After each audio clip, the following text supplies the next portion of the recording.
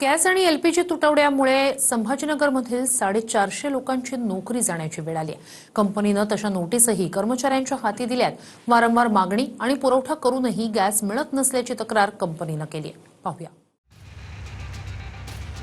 LPG gas तुटवड्यामुळे संभाजीनगरमध्ये 450 कर्मचाऱ्यांना कामावरून कमी करण्यासाठी कंपनीनं नोटीस पाठवली आहे।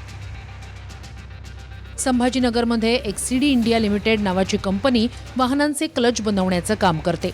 मात्र गॅस अभावी व्यवसायच ठप्प पडल्यामुळे 450 कर्मचाऱ्यांना कामावरून कमी करण्यासाठी नोटीस पाठवण्यात आली आहे। येत्या काही दिवसात पुरवठा सुरळीत न झाल्यास शेकडो लोकांवर बेरोजगारीची कुऱ्हाड पडणार आहे। आज एलपीजी काही थोड्या प्रमाणात येतं आणि त्याचे भाव अव्वाचे सव्वा असतात। मी याविषयी मागच्या काळात आवाज उठवला। कुठे 80 रुपये, कुठे 90 रुपये, कुठे 100 रुपये, कुठे 110 रुपये। इथं तर एकाच कंपनीचे आणि एकाच मालकाचे 2 पंप आहे, पण दोन्ही ठिकाणी वेगवेगळ्या पद्धतीनं दर दिले जातात आणि आता तर हा एलपीजी मिळतच नाही अशा प्रकारची स्थिती आहे।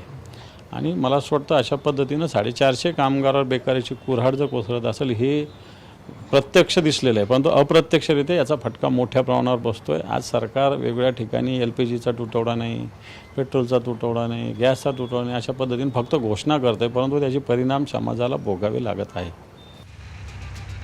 एकीकडे सत्तेतील भाजपचे नेते राज्यात इंधन गॅसचा तुटवडा नसल्याचा दावा करतायत आणि दुसरीकडे त्याच सत्तेतील शिंदेंचे मंत्री शिरसाट राज्यात एलपीजीचा भयानक तुटवडा असल्याची कबुली देत आहेत।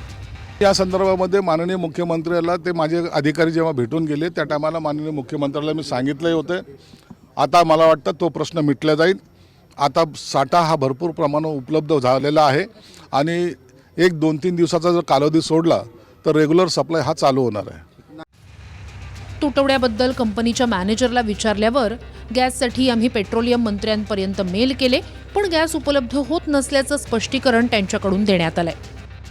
आम्ही या गॅससाठी आम्ही खूप प्रयत्न केलेला आहे। पेट्रोलियम मंत्रालयाला पण आम्ही मेल वगैरे केलेला आहे आणि जे आपले जे डिस्ट्रिक्ट सप्लायर ऑफिसर आहे त्यांच्याशी पण आम्ही पत्र व्यवहार केलेला आहे आणि आम्ही त्यांना रिक्वेस्ट केलेला आहे की आम्हाला कमीत कमी 1 टँकर किंवा नाही तर कमर्शियल सिलेंडर रोजच्या 4 कमीत कमी सप्लाय करावं।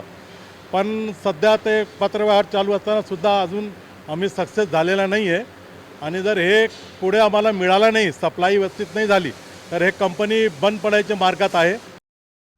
पुरवठा पूर्ववत झाला नाही तर 450 कर्मचाऱ्यांची कंपनी बंद करावी लागेल असं कंपनीनं सांगितलंय। एकीकडे सरकार तुटवडा नसल्याचा दावा करतंय आणि दुसरीकडे गॅस अभावी मात्र उद्योगांना कुलूप लावण्याची वेळ आली आहे। ॲक्च्युली आमची कंपनी जी आहे ती Bajaj auto, Tata Motors, Eicher आणि स्वराज माजदा अशा 4 व्हीलर मॅन्युफॅक्चररला क्लच सप्लाय करते आणि या कंपनीत जवळपास 450 एम्प्लॉईज जॉब करतात आणि ह्या कंपनीला मागच्या 4 तारखेपासून BPCLकडून आम्हाला थोडाही LPGचा पुरवठा झालेला नाही। त्याच्याकरता आम्ही BPCLचं ऑफिस, HPCLचे ऑफिसर आणि त्यानंतर डिस्ट्रिक्ट सप्लाय ऑफिसर यांना वेगवेगळं निवेदन दिले, जाऊन समक्ष जाऊन भेटलो, पण त्याच्यामध्ये आतापर्यंत काही आम्हाला आमच्या हाताला लागलेलं नाही।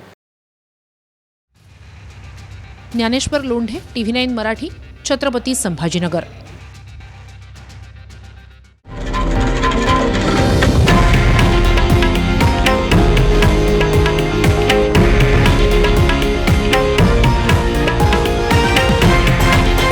हे आहे देशातील नंबर 1 न्यूज नेटवर्क आणि आपण पाहत आहात TV9 मराठी, एकमेव।